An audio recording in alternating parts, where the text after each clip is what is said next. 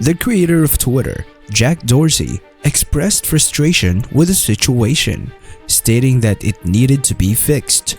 These words were spoken after he was removed as CEO of Twitter.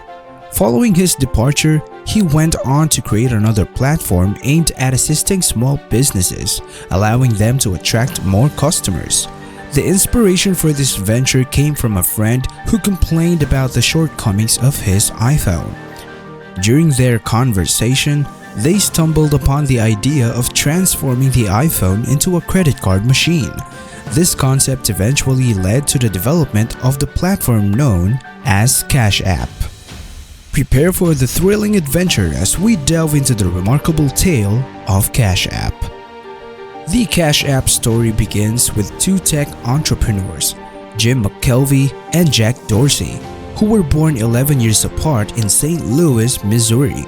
After completing high school, Jim pursued a degree in computer sciences at Washington University.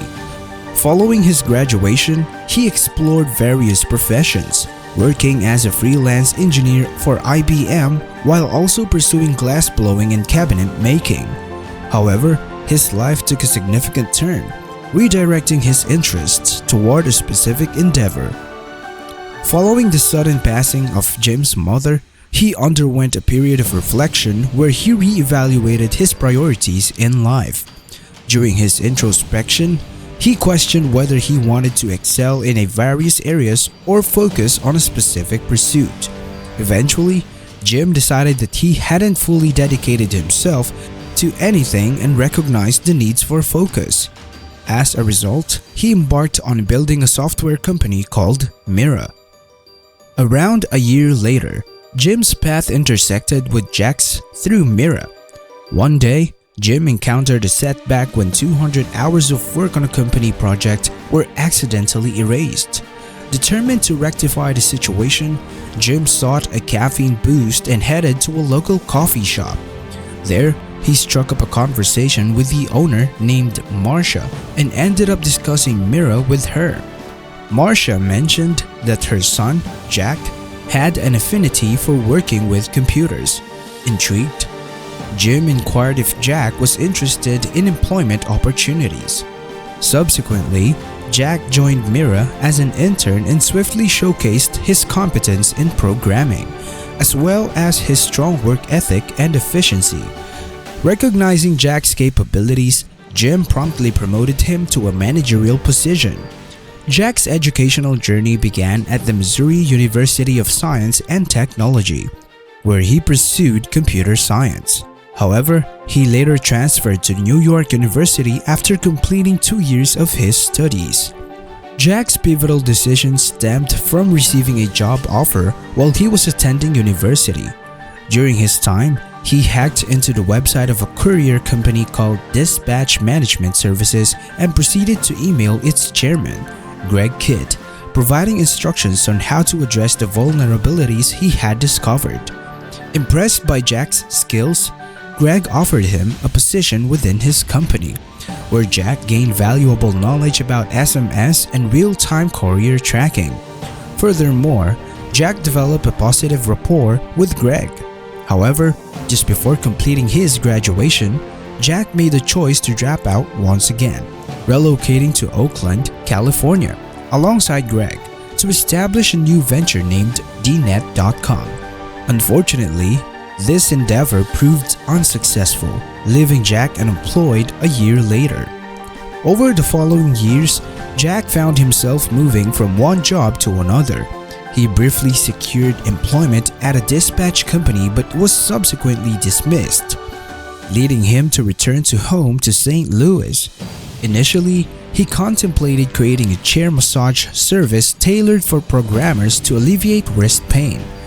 However, instead of pursuing this idea, Jack decided to move to San Francisco, where he resided in a shed while taking care of Greg's children in exchange for accommodation. During this time, he accepted a contract job at a ferry company. Eventually, Jack secured a position at a podcasting startup called Audio. However, Audio faced a significant setback when Apple introduced podcasts onto iTunes. To chart a new course for the company, Odeo CEO Evan Williams organized a hackathon. Jack, still captivated by the concept of SMS and real-time networks, conceived the idea of a website that would allow individuals to share their current statuses with others in real time. Collaborating with the Odeo co-founder Noah Glass and German programmer Florian Weber, Jack developed a prototype of this concept within 2 weeks. This innovative idea eventually evolved into the social media platform we know today as Twitter. A year later, Twitter officially launched, and Jack assumed the role of CEO. Regrettably, Jack's managerial abilities soon came out under scrutiny, leading to his ousting from his own company. Throughout his time at Twitter, he found himself involved in numerous conflicts with his co-founders and users, resulting in widespread animosity towards him. Upon learning about this situation, Jim became furious and offered his support to Jack in seeking retribution against Twitter. However, Jack resisted and expressed his desire to embark on a more positive endeavor by building a new company together with Jim. Fully on board with the idea, Jim traveled to San Francisco to meet with Jack and engage in brainstorming sessions. However, despite their efforts over the course of 10 days, they struggled to come up with a variable concept. Little did they know that their breakthrough would occur just a few days later. Within 2 days, Jim received a call at his glass-blowing studio from a woman interested in purchasing a $2,000 piece. However, when it came to payment, Jim was unable to accept her American Express credit card, resulting in the loss of the sale. Frustrated by the situation, Jim reached out to Jack, venting about what had just transpired. During their conversation, Jim expressed his disappointment that the iPhone, which he regarded as a transformative device, couldn't function as a credit card machine. It was at that moment that both Jack and Jim realized they had stumbled upon a remarkable idea for their next venture. They were fully committed to pursuing it. Soon after, Jim and Jack developed a small card reader that could be connected to an iPhone's headphone jack. They named their company Square, inspired by the shape of their hardware. Subsequently, they presented their concept to venture capitalists seeking to raise capital. Initially, the VCs harbored doubts about the viability of the device. However, Jack and Jim proved them wrong by demonstrating the functionality of their card reader and charging the VCs amounts ranging from $1 to $40. The VCs were unfamiliar with anything similar to Square in their previous experiences. After an impressive demonstration, Jim and Jack presented the VCs with a list of 140 potential reasons why Square could fail, encompassing serious concerns such as fraud and bank regulations, as well as lighthearted ones like a robot uprising. Despite the humorous undertone, the VCs were convinced that Jim and Jack had thoroughly considered all possible challenges and demonstrated their readiness to address them. Consequently, the VCs collectively invested $10 million in Square, valuing the company at $40 million. Later that year, Square was officially launched. Square's card reader was designed to accept Visa, MasterCard, and American Express, charging only 2.75% plus 15 cents per swipe.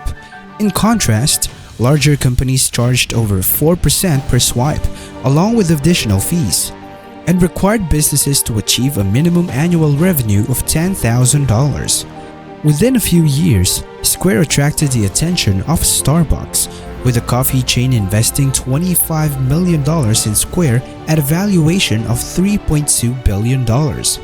Furthermore, Square became Starbucks' exclusive processor of debit and credit cards in the United States. With considerable growth, Square made the strategic decision to compete directly with peer-to-peer payment services like Venmo and PayPal by introducing their own product, Cash App. At its launch, Cash App allowed users to send and receive money via email and deposit payments into their bank accounts without requiring sign-up, all free of charge. However, Jim and Jack did not anticipate that this expansion would not only enter them into a larger market, but also reshape the company's future trajectory, generating billions in revenue.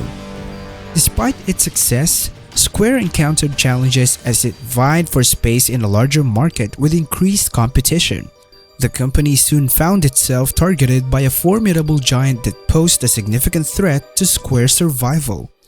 These circumstances arose when Square was just over 5 years old.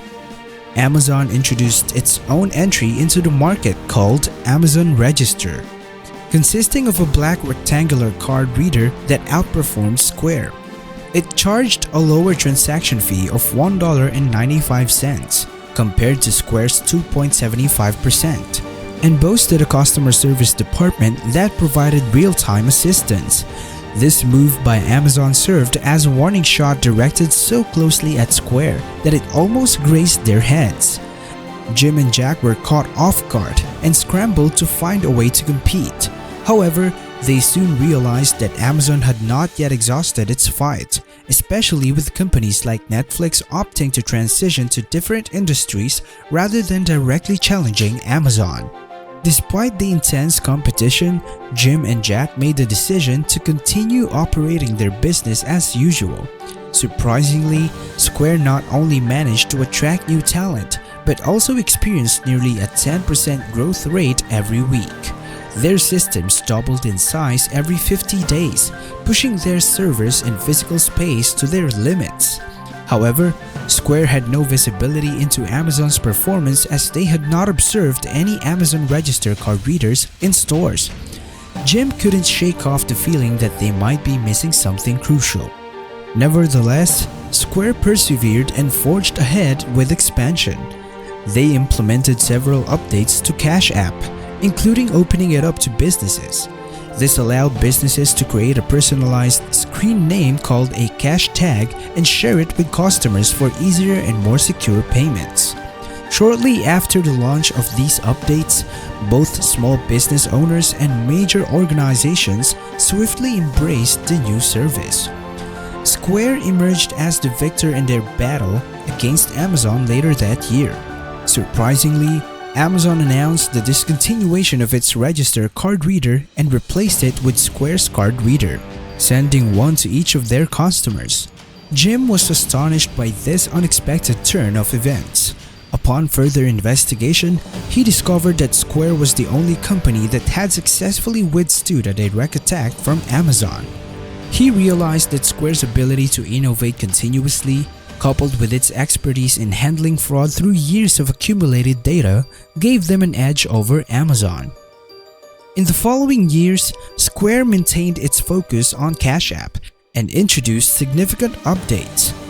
These updates included the introduction of physical prepaid debit cards, enabling direct deposit of paychecks and stimulus payments, facilitating the buying and selling of Bitcoin, offering no free trading, and allowing teenagers to use the service with parental authorization. As a result, Cash App's user base grew impressively to 30 million users. This growth was partly driven by its popularity among hip-hop artists and their dedicated fans who used their service to send money to their favorite artists. While Cash App has its limitations, it has become an effective banking solution for the 85 million underserved Americans who either lack access to traditional banking services or are unable to open a bank account. Many of these individuals face challenges in meeting minimum monthly balance requirements to avoid fees imposed by traditional banks. Cash App has provided a valuable alternative for this underserved population. In some cases, individuals cannot even find a nearby bank branch, especially in lower income areas where branch closures have been prevalent over the years. However, Cash App has provided a solution for them. It allows users to conveniently send cash to others, manage their money more effectively, and access financial services that were previously out of reach. As of now, Square has rebranded as Block and has a staggering valuation of over $66 billion. Cash App in particular has generated more than $3 billion in revenue. Jim, who missed out on his selling art, remains involved with the company as a board member, while Jack serves as the CEO. Both are credited with revolutionizing how small businesses cater to their customers. The journey of building Cash App and transforming it into the preferred app for the underbanked population may not have materialized if Jack hadn't been ousted from Twitter and Jim hadn't encountered missed opportunities. Jim wrote in one of his books, "If you leave the world of the known, you are either an entrepreneur or a corpse," highlighting their entrepreneurial spirit and determination. This story showcases how an artist with humble beginnings and a controversial figure from Twitter joined forces to create Cash App, which has become the go-to application for those lacking access to traditional banking services. Along the way, they have amassed billions of dollars. And that's a wrap for today's episode of Business Central. We hope you enjoyed delving into the fascinating world of business with us. Remember, the journey doesn't end here. Stay connected with us. Like, comment, subscribe to our channel, and click that notification bell so you won't miss a video. Stay inspired, stay informed, and keep making waves in the world of business. See you in the next one.